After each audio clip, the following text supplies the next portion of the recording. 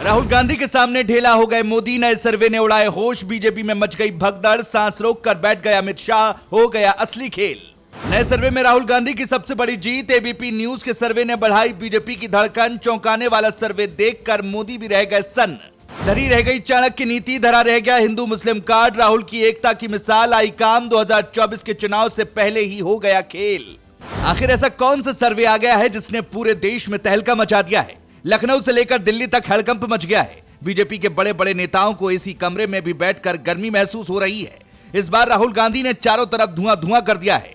योगी आदित्यनाथ भी राहुल गांधी से बहुत पीछे छूट गए हैं। जो लोग कह रहे थे कि मोदी के बाद योगी प्रधानमंत्री बनेंगे, उनके मुंह पर ताला लग गया है। एक शब्द वो बोल नहीं पा रहे हैं, क्योंकि अगर चमचों की बात को गंभीरता से लिया जाए और आज ही राहुल गांधी के सामने योगी आदित्यनाथ को खड़ा कर दिया जाए तो योगी उनके आगे कहीं टिकते दिखाई नहीं पड़ रहे हैं। ये हम नहीं कह रहे हैं, बल्कि नए सर्वे में यह दावा किया गया है। आपको याद होगा, एक समय जब राहुल गांधी देश में भारत जोड़ो यात्रा कर रहे थे तो बीजेपी के बड़े बड़े नेताओं ने राहुल गांधी का मजाक बनाया था। मोदी से लेकर अमित शाह तक ने राहुल गांधी पर तंज कसा था। लेकिन राहुल गांधी को उसका फायदा यह हुआ कि कांग्रेस ने बीजेपी के गढ़ कर्नाटक को भाजपा के हाथ से छीन लिया। हिमाचल प्रदेश को भी कांग्रेस ने अपनी मुट्ठी में कर लिया।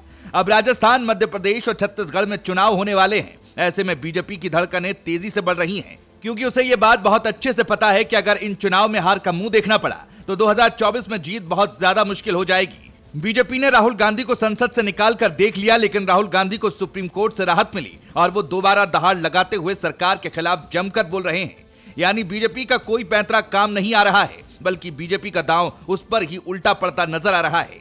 लेकिन इसी बीच जो सर्वे आया है उसने नरेंद्र मोदी की मुश्किलें बढ़ा दी हैं, क्योंकि इस बार राहुल गांधी नरेंद्र मोदी के बेहद करीब पहुंच गए हैं।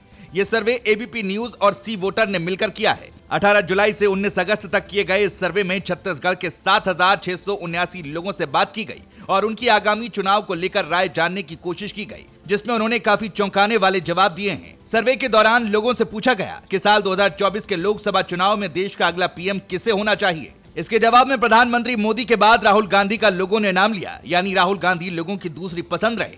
दूसरी पसंद बनने का मतलब ही है कि बीजेपी की टेंशन बढ़ना, क्योंकि 2 नंबर से 1 नंबर तक कब राहुल गांधी पहुंच जाएंगे भाजपा इसका अंदाजा भी नहीं लगा सकती।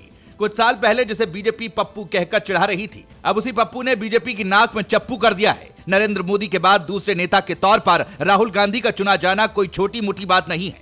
कांग्रेस के दोबारा उठने का सबसे बड़ा संकेत है। कांग्रेस लगातार मजबूत होकर खड़ी हो रही है। लोकसभा चुनाव में अभी थोड़ा वक्त है।